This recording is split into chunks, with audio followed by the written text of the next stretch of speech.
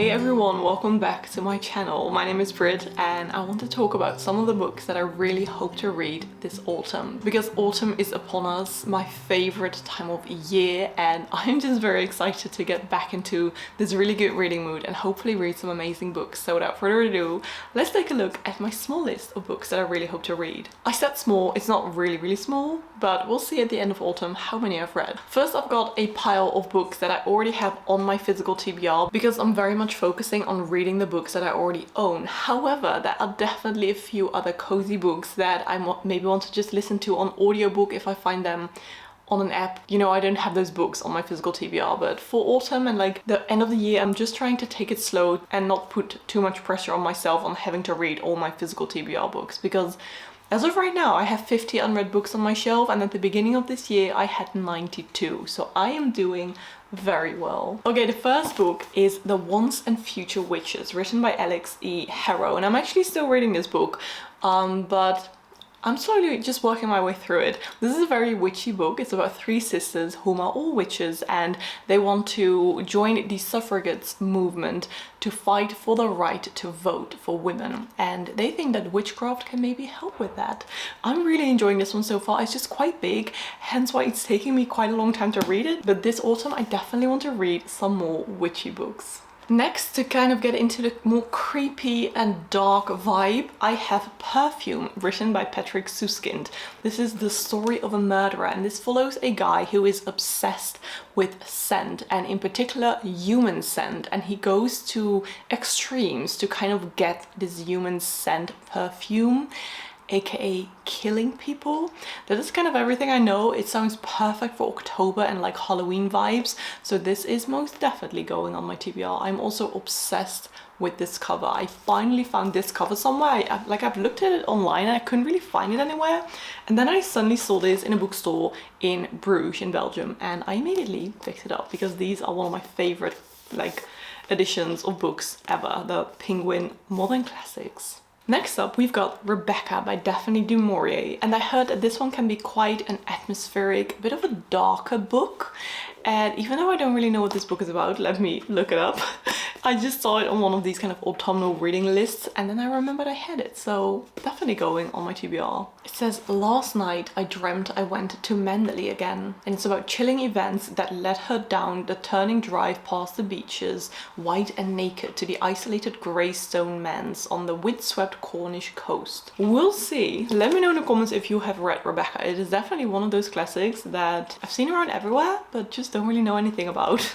Next up, we've got a fantasy, because of course autumn and like gloomy, darker evenings call for fantasy books, and I believe that this is a standalone, which I love. I just saw this in a bookstore and it just spoke to me. I love the cover, I love the title. It says, Where the Dark Stands Still, a cursed forest, a twisted bargain, a love eternal. This one is written by A.B. Poranak, I think, and it says, once upon a time in a forest of tangled secrets, a wild girl and a broken boy fell in love. Never heard of this book before. Let me know in the comments if you have read this, what you thought of it. I feel like this is gonna be a fun one to read in autumn. I also feel that autumn is a time to read memoirs, and especially more emotional memoirs, hence why Madly Deeply, written by Alan Rickman, is on this list. This is a book all about his diary entries. There's even a foreword by Emma Thompson, who I love so much, and I love that she was so close to Alan Rickman. So this is basically his diaries. It says, through his never-before-seen diaries, a 25-year passion project, Alan Rickman invites readers backstage and into his life. He takes us behind the scenes on films and plays ranging from Sense and Sensibility, the Harry Potter series, Private Lives, My Name is Rachel Corrie, and many more, detailing the extraordinary and ordinary. He writes in a way that is anecdotal, indiscreet, witty, gossipy, and utterly candid. I feel like this is going to be an emotional roller coaster, but also beautiful and heartwarming, and I just love these type of books very much. And there are photos in here as well, which I just always love. Seems like the perfect book to read in autumn. And then the last one from my physical TBR is Women Who Run with the Wolves. This is, it says, Myths and Stories of the Wild Woman Archetype, written by Clarissa Pinkola Estes. It says, a deeply spiritual book. She honors what is tough, smart, and untamed in women. She venerates the female soul. Honestly, I don't really know how to explain what this book is going to be about, simply because I don't really know what this book is going to be about. I have had this book on my shelf for I think 5 years. I just totally forgot about it, and now recently I've seen some more people talk about it, and I thought maybe it's a time to finally pick up this book. I feel like this book is going to be very inspiring as a woman, and feeling kind of this connection between all women in the world, and just, you know, feeling very powerful as a woman. It says, within every woman there lives a powerful force, filled with good instincts, passionate creativity, and ageless knowing. She is the wild woman who represents the instinctual nature of women, but she is an endangered species. I'm very interested in this book. I feel like it's going to be dense, like crazy dense, but we'll see how far we get. Let me know if you have read this book. Okay, these are the books from my physical TBR that I really hope to read. However, as I said, I also love to listen to audiobooks, and I think these kind of cozy autumnal books are the perfect thing to read during autumn because they are quite easy to listen to. There is one that I've just started yesterday. It is called The Pumpkin Spice Cafe, a very cute small town romance about a girl who is going to take over a cafe from a family member and then meets this cute guy who is a bit grumpy. It's probably going to be very easy, quick, fun, cozy, warm read. A little bit of spice here and there. It's definitely giving some Gilmore Girls vibes, and I'm enjoying it lots already. Then we've also got Emily Wilde's Map of the Otherlands, I believe, which is the second book in the let me see, the second book in this series, Emily Wilde's Encyclopedia of Fairies, which was a very, very cute book that I read a few weeks ago, and it was all about fairies and this woman called Emily Wilde who's writing an encyclopedia on fairies, and there's also of course some love in there.